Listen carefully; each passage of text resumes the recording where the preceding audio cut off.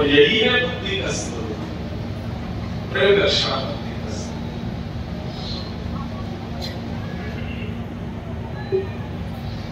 परीक्षित जी महाराज को श्री शुक्राचार्य जी कहते हैं कि तुम भक्ति मांगो, मुक्ति नहीं।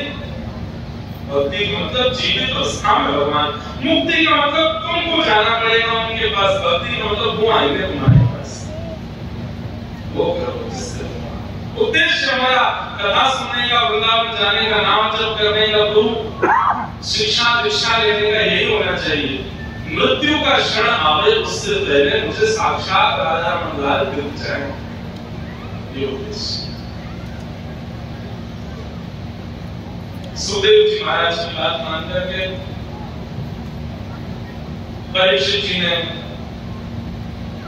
चरणों में निवेदन किया कि भगवान आप मुझे भक्ति का मार्ग बताओ, मुझे मुक्ति की इच्छा है। और तब श्री शुक्राचार्य जी महाराज ने कथा सुनाना बताया, और कथा सुनाने में सबसे पहले सृष्टि का प्रसंग पूछा, सृष्टि कैसे बनाई उसके बारे में विस्तार से बताओ। शुक्राचार्य जी ने विस्तार से सृष्टि का प्रसंग सुनाया।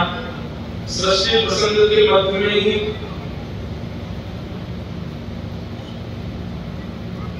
विदुर का संवाद आया, जहां पर विदुर जी महाराज को उद्धव जी कहते हैं कि आप हरिद्वार जाओ। और हरिद्वार में आपके लिए ठाकुर जी ने भागवत धर्म का उपदेश देने के लिए मैत्रेय मुनि को आज्ञा की। तो श्री विदुर जी महाराज बद्रीनाथ आते हैं और उद्धव जी विदुर जी महाराज हरिद्वार आते हैं और उद्धव जी यहाँ से आगे बद्रीनाथ चले जाते हैं।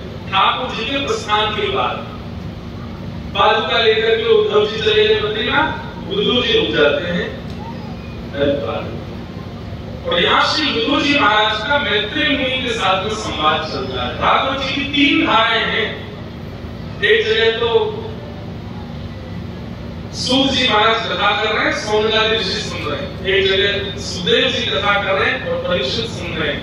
और एक भाव अब प्रारंभ हो रहा है कि मैत्रेय मुनि बोल रहे हैं और श्री विदुर जी सुन रहे हैं।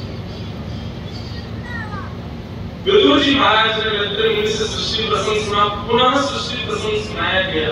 और इसी प्रसंग में ही इस पृथ्वी का निर्माण और पृथ्वी पर प्रथम मानव के रूप में स्वयं मनु का आगमन।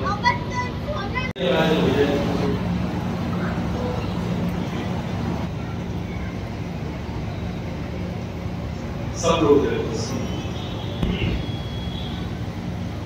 आज ठाकुर जी का जन्म हुआ है ना, तो कंस के पहरेदार आ रहे हैं धीरे धीरे। जेल में अनुकूलता होती है, प्रतिकूलता ही होती है। तभी तो ठाकुर जी जेल में, मतलब जहाँ प्रतिकूलता उसको नाम जेल है, और प्रतिकूलता कुछ ना कुछ आई रही है, यहाँ से आवाज आ रही है, तो कुछ हो रहा है। तो क्या बता रहा था? तो फिर भगवान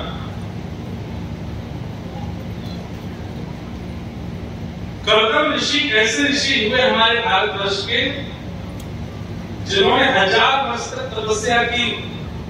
और 1000 वर्ष बाद जब ठाकुर जी प्रसन्न होकर के प्रकट हो गए, और था भगवान मांगो क्या चाहिए, तो कर्दम ऋषि क्या मांगते? तथा सचाहं परिमोढुकामः समानशीलां ब्रह्मेन्द्र